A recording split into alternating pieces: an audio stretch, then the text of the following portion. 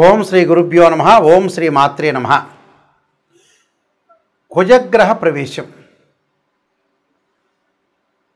ప్రధానంగా అక్టోబరు 28వ తారీఖు నుంచి డిసెంబర్ 7వ తారీఖు వరకు కూడా అంగారక గ్రహ ప్రవేశం వృశ్చిక రాశిలో. అంటే సంవత్సరం తర్వాత మళ్ళీ వృశ్చిక రాశిలోకి కుజుడు యొక్క తన సొంత రాశిలోకి ప్రవేశం జరుగుతుంది. కుజుడు సహజంగా ఒక రాశి నుంచి మరొక రాశికి మారటానికి 45 రోజుల కాలం పడుతుంది. అంగారగ్రహం కూడా ప్రధానంగా అన్ని గ్రహాల్లో ముఖ్యంగా ప్రధానంగా అంగారగ్రహం కూడా చాలా మోస్ట్ ఇంపార్టెంట్ ప్లానెట్. అంటే మార్స్ ప్లానెట్ యొక్క ప్రత్యేకత, దాని యొక్క కారకత్వాలను మనం చూసుకుంటే సుమారుగా 45 రోజుల పాటు కాలంలో ఒక రాశిలో దాని యొక్క కారకత్వం అనేది తెలుపుతూ ఉంటుంది. అంటే కుజుడి యొక్క కారకత్వాల్లోకి మనం ముందుగా వెళ్తే సత్వ భూ ప్రాకార రోగ ప్రణవ సాహస శస్త్ర అగ్ని సందర్శనోత్పాటన భాతృక కుజ అంటారు. అంటే అంగారక గ్రహము భూ సంబంధమైన వ్యవహారాలు, కోర్టులు, రియల్ ఎస్టేటు, అన్నదమ్ముల విషయాల్లో, శారీరక బాధలు, కెమికల్ కంపెనీలు, మిషనరీలు, మార్కెటింగు, భూమి, ఇండ్ల నిర్మాణం, న్యాయ వ్యవస్థ, న్యాయవాదులు, రక్షణ శాఖ, మిలిటరీ, రక్షక భటులు, సైన్యము, మేనేజ్మెంటు, భూములు అమ్మడము కొనడము, రియల్ ఎస్టేటు, కన్స్ట్రక్షను, మెడికల్ ల్యాబొరేటరీసు, మేస్త్రీ పనులు, యంత్ర సంబంధమైన విషయాలు, మెకానికల్ ఇంజనీరింగ్, మెకానిక్లు, రోగాలు, శస్త్రచికిత్సలు, అగ్ని భయాలు కలిగేదే. అంటే అగ్ని భయములు ఇలాంటివన్నీ కూడా అంగారకుడి యొక్క కారకత్వాలని జ్యోతిష్ శాస్త్రం చెప్పబడింది. అంటే సత్వ భ్రూ ప్రాకార రోగ ప్రణవ సాహస శస్త్ర అగ్ని సందర్శోత్పాటన భాతృక కుజ అన్నారు. అంటే కుజుడు సహజంగా మనకి ఇవన్నీ కూడా గోచారరీత్యా చెప్పబడే ఫలితాలు. బర్త్ చార్ట్కి గోచారానికి చాలా లాట్ ఆఫ్ డిఫరెన్స్ ఉండాలి, గుర్తుపెట్టుకోవాలి. సహజంగా ఎలా ఉంటుందంటే మృగశిర చిత్త ధనిష్ట నక్షత్రంలో ఎవరైతే జన్మించారో వాళ్ళు కుజమహర దశలో జననం అనేది ప్రారంభమవుతుంది. కుజుడికి వృశ్చిక రాశి, మేషరాశి స్వక్షేత్రాలైతే, అలానే నీచస్థానం కర్కాటక రాశి అవుతుంది. కర్కాటకానికి ఆపోజిట్లో ఉన్న ప్రధానంగా మకర రాశి ఉచ్చక్షేత్రం అంటారు. కర్కాటకం, సింహం, కన్య, తుల, వృశ్చికం, ధనస్సు, మకరం. మకరంలో ఉచ్చ ఉంటే దానికి సప్తమ స్థానం, కర్కాటకం నీచస్థానం అవుతుంది. అంటే భూ సంబంధ వ్యవహారాలు కానీ, కోర్టులు కానీ, రియల్ ఎస్టేట్ కానీ, కన్స్ట్రక్షన్ కానీ, ఇవన్నీ కూడా సైన్యము, మేనేజ్మెంట్, ఇవన్నీ కూడా తెలిపేది కుజుడు. అంగారకుడి యొక్క అనుకూలత కూడా ఉండాలి మనకి. ఇవన్నీ కూడా గోచారరీత్యా చెప్పబడే ఫలితాలు అంటారు. ఎప్పుడైనా గుర్తుపెట్టుకోవాలి మీరు. జన్మజాతకాన్ని అనుసరించేవి కావు. 50% మన చేతుల్లోనే ఉంటుంది. మనం ఏం చేయాలి, ఎలా చేయాలి, నిర్మాణాత్మకంగా ఎలా పోషించాలి, మనం ఏ విధంగా చేస్తే జీవితం అనేది డెవలప్మెంట్ అవుతుందని తెలుసుకొని ముందుకు వెళ్ళాలి. ఏదైనా సరే రాశి ఫలాల్లో నెగిటివ్ చెప్తే నెగిటివ్ అనుకోవద్దండి, దాన్ని పాజిటివ్గా తీసుకోండి. నిజాన్ని తెలుసుకుంటే మనం డెవలప్మెంట్ అయినట్టే. శ్రీయ లోపం పెరుగుట పెద్ద విద్య, లోపం ఎరిగిన వాడే పూర్ణుడవుతాడని దాని అర్థం. కుజగ్రహము మేషరాశి వాళ్ళకి ఏ విధంగా ఉండబోతుందో ఒకసారి తెలుసుకుందాం. ప్రధానంగా రాస్యాధిపతి, అలానే అష్టమాధిపతి అయిన కుజుడు తన సొంత క్షేత్రంలో వృశ్చిక రాశిలో అష్టమ స్థానంలో ఉండటం వల్ల ఏ విధంగా ఉండబోతుంది అంటే మన శ్లోక రూపంగా చూసుకుంటే ప్రవాసః కార్యహాని నిస్యాత్ కాసరోగ ప్రపీడనం అన్నారు. అంటే స్థాననాశన రుణచ్ఛేద అష్టమస్థితే ధరాసుతే అన్నారు. అంటే అంగారకుడు అష్టమ స్థానంలో ఉంటే దేశ సంచారం అంటారు.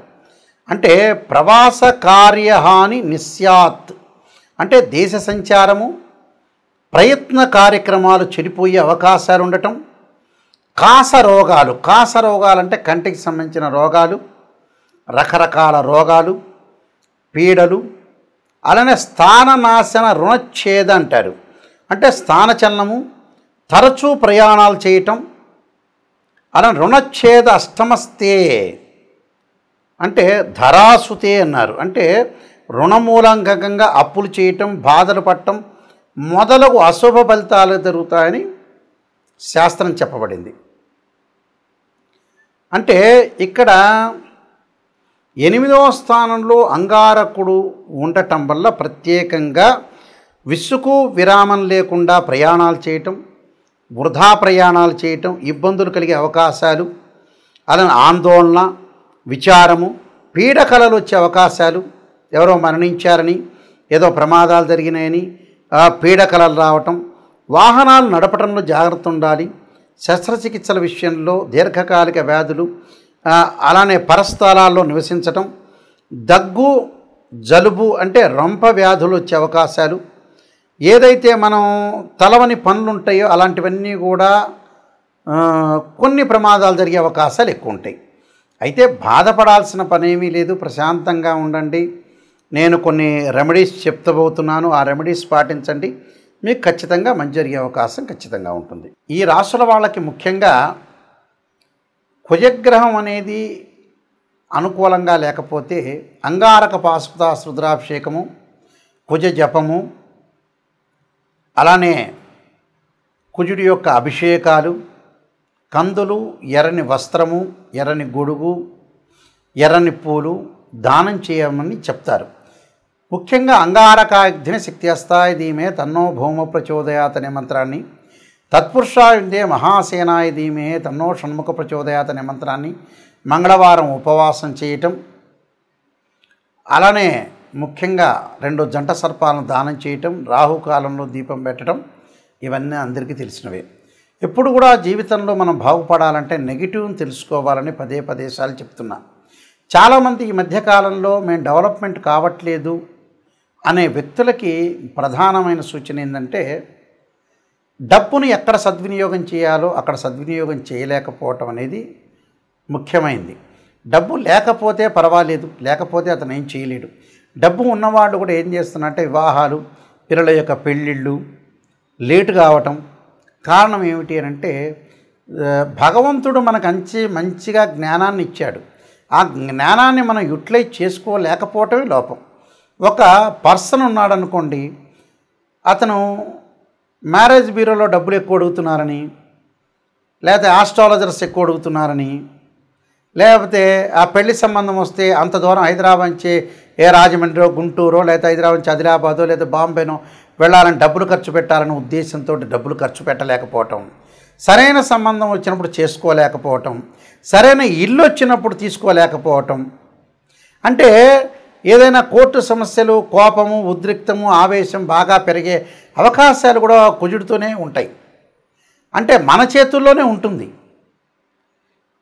చాలామంది కూడా సంతానం అనేది వద్దంటాం, పెళ్ళిళ్ళు కూడా మ్యారేజ్ బ్యూరోలో ఇంత అడుగుతున్నారు, ప్రతి వాళ్ళు ఇంత డబ్బులు అడుగుతున్నారు ఉద్దేశంతో వాళ్ళు ఉన్నవాళ్ళైనా కూడా పిసినారితనంతో మళ్ళీ పిసినారితనం ఉందా అంటే లేదు, మళ్ళీ వాడు ఏదో సెల్లో టీవీనో లగ్జరీగా వెళ్తూ ఉంటాడు.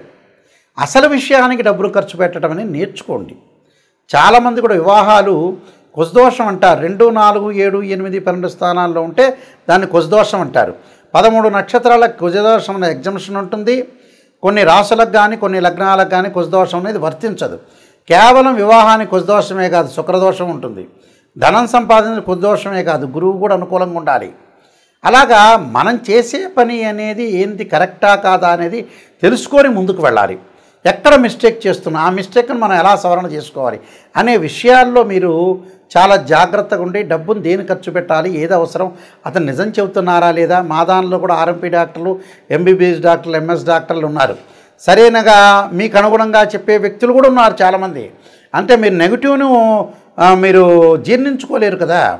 అందువల్ల అలాంటి ఆస్ట్రాలజర్స్ కూడా ఈ మధ్యన తయారైపోయి జ్యోతిష్యమే కరెక్ట్ కాదనే ఉద్దేశంతో తయారైన వ్యక్తులు కూడా ఉన్నారు. జ్యోతిష్యం అనే శాస్త్రం పర్ఫెక్ట్గా చెప్పేవాళ్ళు కరెక్ట్గా చెప్తారు. అది నిజాన్ని తెలుసుకోవాలి, నిజాన్ని తెలుసుకుంటే ఖచ్చితంగా బాగుపడతారు. ఇలాంటి విషయాలన్నీ కూడా చాలా జాగ్రత్తగా మీరు ముందుకు వెళ్ళాలి. నా పుస్తకాలన్నీ మీరు చదవచ్చు. ఈ కుజగ్రహం గురించి వాటి గురించి కాలసర్ప యోగం అనే పుస్తకము, కాలసర్ప యోగ చంద్రిక, రాహుకేతులు, ఛాయాగ్రహాలు, అలానే జాతక చంద్రిక, వివాహ మార్తాండము, సర్వదేవతా గోత్రపులు, స్వప్నశాస్త్ర ఫలదీపిక, బృహత్ పరిహార సింధు, ఇలాంటి number of books Mohan publication వాళ్ళు ప్రింట్ చేశారు.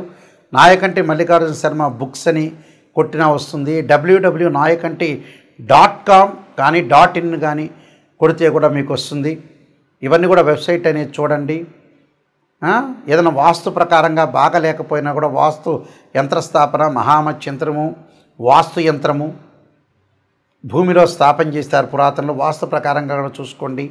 ఏదైతే సమస్యలు ఉన్నాయో రియల్ ఎస్టేట్ వాళ్ళు కానీ కన్స్ట్రక్షన్ వాళ్ళు కానీ ఇల్లును గృహం ప్రకారంగా వాస్తు ప్రకారంగా ఉందా లేదా చూసుకోండి. కేవలం ఇంజనీరింగ్ ప్లానే కాదు, పురాతనలో ఆయం అనేది చూసేవాళ్ళు.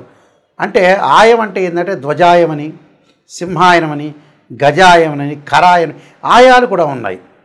ఆయాన్ని బట్టే మనం ఏదైతే పొడవు వెడల్పును లెంత్ను లెక్క వేస్తే మనకి ఏ ఆయం వచ్చింది, ఆ ఇంట్లో ఉంటే ధనం ఎంత, రుణం ఎంత, నక్షత్రం ఏంటి, ఆ ఇల్లు ఎన్ని సంవత్సరాలు ఉండగలుగుతుంది, ఇలాంటివన్నీ కూడా మీరు చూడండి. జ్యోతిష్ శాస్త్రం వాస్తు ప్రకారంగా ఎంతో డెప్త్గా వెళితే అన్ని విషయాలు రాశారని కూడా బయటకు వస్తాయి. ఖచ్చితంగా మా వెబ్సైట్ చూడండి, www.nayakanti.com ఆర్ nayakanti.in చూడండి. మీరు అన్నీ తెలుసుకోండి. ప్రతిదీ కూడా నా కాంటాక్ట్ నెంబర్ ఉంటుంది, ఆ కాంటాక్ట్ నెంబర్కి మీరు కాల్ చేయండి. ఖచ్చితంగా మీకు అన్ని విషయాలన్నీ కూడా క్లియర్గా నేను చెప్పేటప్పుడు కూడా మీరు వాయిస్ రికార్డింగ్ పెట్టుకోవచ్చు. జాతకం నేను చెప్పేటప్పుడు అందరూ కూడా must and should voice recording పెట్టుకోండి, నిజాలు తెలుసుకోండి, మీరు ముందుకు వెళ్ళండి. అబద్ధపు ముసుగులో ఉండొద్దండి. మీరందరికీ కూడా సుబ్రహ్మణ్య స్వామి యొక్క అంగారకుడి యొక్క అనుగ్రహం ఉండాలని ఆశిస్తూ సర్వే జనా సుఖినో భవంతు.